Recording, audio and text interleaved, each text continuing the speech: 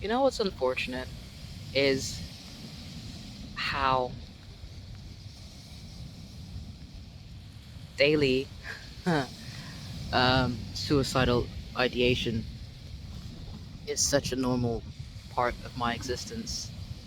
And it's no longer a sad thing or a fearful thing, it just kind of is, you know? Um, I'm sat here on the beach in Brighton. It's quite nice in its own English kind of way because it's raining, or drizzling rather. The sky is grey. The sun is trying its best to come through, but it's really failing. And it's cold and windy. Very, very English. A very English seaside experience. Um, and I just had a thought that popped into my head, or rather, a reminder that I had a very, very interesting suicidal ideation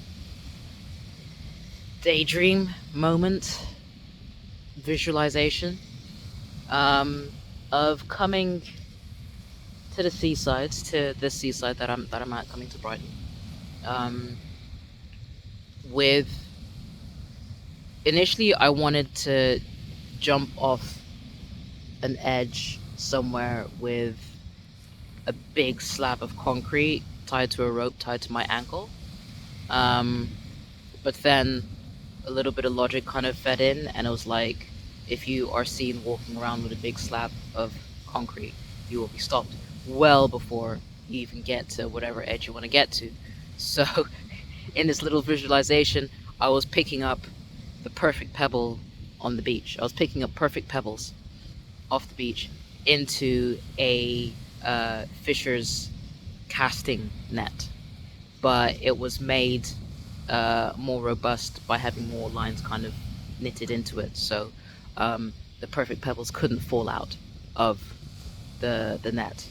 Um, and yeah, I was just walking backwards and forwards across basically the beach that I'm at now, something like it, wherever. I mean, it's all kind of homogenous, and just picking up, small pebbles, big pebbles, just all the shiny, perfect round ones, um, into my little sack, basically, and no one bothered me. No one put two and two together, even though there was a rope attached around my ankle as I was doing this. And then um, I got to, I don't think it was the end of Brighton Pier, which is just here. I'm on the other side of the pier. There's the marina that way, and then the pier, Brighton Pier, is this way. I've gone into the less popular side. Um, yeah, I think it was the place afterwards that has like the donut of the world. It's very pretty. Eh, and in my visualization dream, basically that donut kind of like opened up as a portal. So from being a perfect circle, it kind of opened up into a weird ass portal like this. And I walked through it, and then just had this perfect, serene, quiet deck. Um, and I sat on it with my bag of perfect pebbles.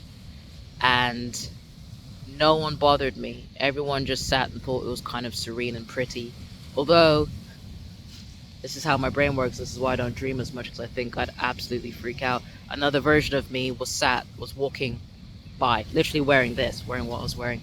The other version of me was wearing all black, like this kind of stuff, but all black. So, me version was walking by and just looking back and going like, oh shit, a person's gonna kill themselves.